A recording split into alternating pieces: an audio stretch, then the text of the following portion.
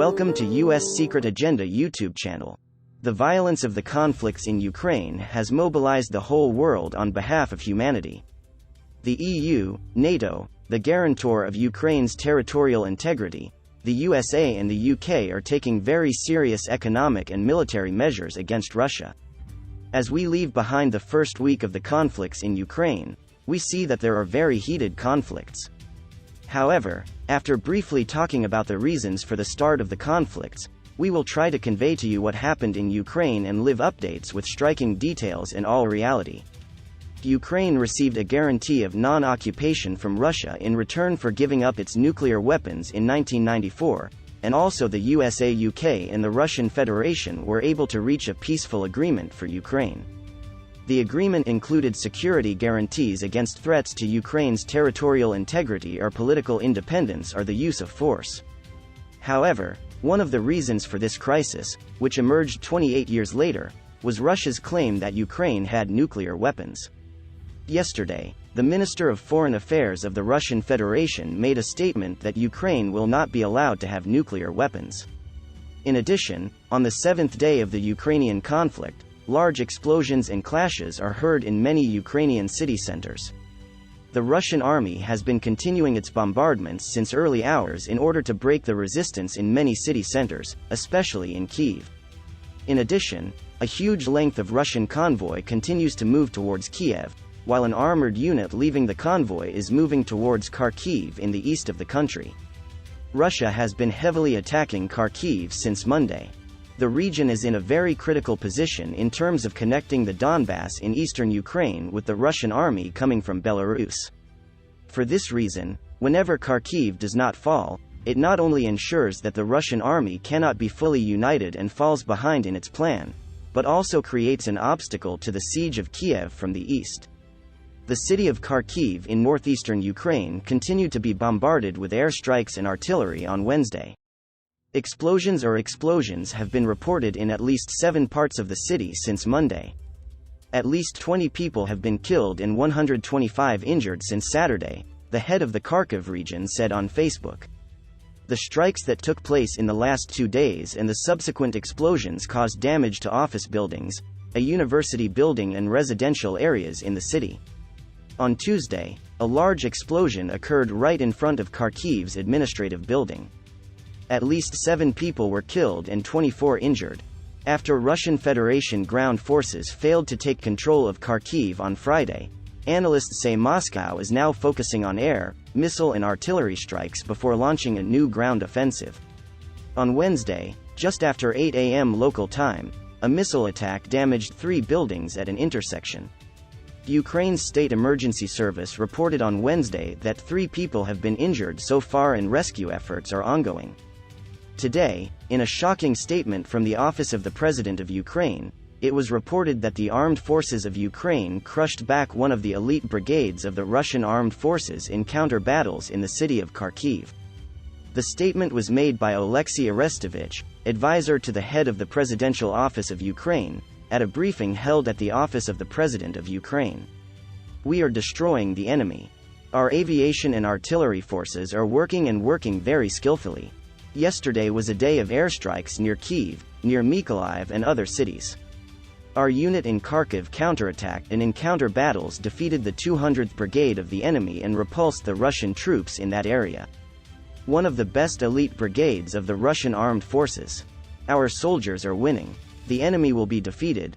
Victory will be ours," said Arestovich. One of the elite troops of the Russian Federation, the 200th Separate Motor Rifle Brigade, is a military formation of the 14th Corps, part of the Northern Military District located in Pechenga in Murmansk Oblast. The brigade was formed in 1997 from the 131st Motor Rifle Division and is one of 2 Russian Arctic combat brigades. According to the author of Bellingcat, in 2014 the troops of the brigade took part in the Battle of the Donbass. According to the independent Barents Observer, in 2022, the brigade's troops participated in the Russian invasion of Ukraine in 2022. As can be understood from these explanations, some of the region was occupied by Russian troops for a while, but then the Ukrainian armed forces repulsed the Russian army from these regions. We will see together if the situation will change with the arrival of the tanks and armored vehicles leaving the convoy to Kiev. But it seems that Russia will use all the means at its disposal to take Kharkiv. In a statement made by the Pentagon today, it is stated that 80% of the troops kept by Russia on the Ukrainian border are within the borders of Ukraine. Based on this statement, there should be almost 150,000 Russian soldiers in Ukraine right now. At the same time, in the continuation of the statement, it was announced that the Russian army in Ukraine has not yet resolved its logistics supply, fuel and food problems. Russia, on the other hand, announced its troop losses for the first time today, and the Russian Ministry of Defense reported that 498 Russian soldiers died in a statement. This figure is different from the figure announced by Ukraine. In its last statement, the Ukrainian side stated that this figure was around 2,000. Even if the statements are officially published, the current conflict situation does not allow independent and clear verification of these numbers. Now let's examine the hot developments on the front lines and city centers in the last 2 days and the statements of the President of Ukraine, Zelensky. Ukrainian President Volodymyr Zelensky has accused Russia of war crimes after launching an airstrike on the country's second city, Kharkiv. Russian missiles and rockets hit the cultural heartland of Ukraine's second-largest city, which officials said was a deadly and brutal attack. An opera house, concert hall and government offices were hit on Freedom Square in the center of the northeastern city of Kharkiv. Local officials said at least 10 people were killed and 35 injured. The attack came after the Ukrainian president said Russia was committing war crimes. "This is the price of freedom," said President Volodymyr Zelensky. "This is terrorism against Ukraine."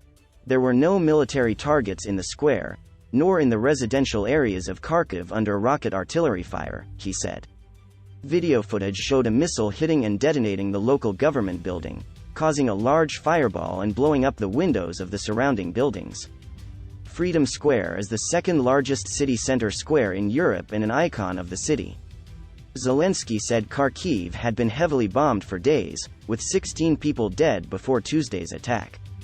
Its government accuses Russia of trying to encircle Kharkiv and other cities, including the capital, Kyiv, where a large Russian armored convoy is approaching. Ukrainian Foreign Minister Dmytro Kuleba said the world should do more to punish Russia for the barbaric attack on Freedom Square and residential areas, accusing Russian President Vladimir Putin of committing more war crimes and killing innocent civilians out of anger. Later, the Ukrainian army said that Russian troops parachuted into Kharkiv to capture the besieged city. The military said there were clashes immediately after the paratroopers landed. Earlier on Tuesday, the main TV tower in the capital, Kiev, was also hit, shutting down the media and killing 5. Moscow warned residents near Kiev's military districts to leave their homes. The explosion caused smoke to rise from the steel structure, but the tower remained standing. A nearby Holocaust victims' memorial was also damaged in the same attack. The Babyn Yar Valley is Europe's largest mass grave of the Holocaust, where more than 70,000 people, mostly Jews, were shot dead by the Nazis. Zelensky said on Twitter that history repeats itself. What's the point of saying, never again for 80 years if the world remains silent when a bomb falls on the same area of Babyn Yar? Satellite imagery has revealed a massive Russian military convoy heading towards Kiev, fearing an all-out attack on the capital. But a senior U.S. defense official said on Tuesday there was no significant movement in the 40-mile, 64 kilometers convoy. He added that overall there are indications that the morale of the Russian troops is deteriorating, and that some units sometimes surrender without a fight. In his speech to the EU Parliament via video link, Zelensky appealed to Europe to prove that you are with us, prove that it will not leave us. Parliament later said it would look into Ukraine's request for EU candidate status. British Prime Minister Boris Johnson accused Russia of barbaric and indiscriminate practices of sending missiles to towers to kill children. Speaking to the UN Human Rights Council, U.S. Secretary of State Antony Blinken said that violations of rights in Russia increase every hour, and that Moscow should be removed from the council. The president of Ukraine condemned the attacks on Kharkiv as Russia's state terrorism. The Russian Ministry of Defense said the attack targeted only military infrastructure, not cities, and did not pose any threat to the civilian population.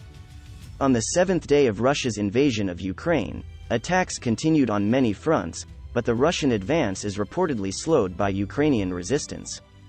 It is reported that bombardment and street clashes took place in the southern city of Kherson, and the power of Mariupol, which is also a port city in the south of Ukraine, was cut off after intense bombardment.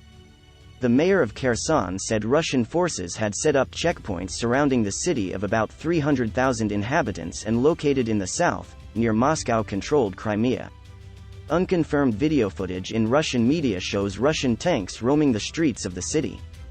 But Mayor Igor Kolokhayev defiantly said on Facebook that the city is and will remain Ukrainian. The city is actually besieged. There is a lot of Russian military and military equipment on all sides, Elena Panina, a journalist in the city, told Ukraine 24.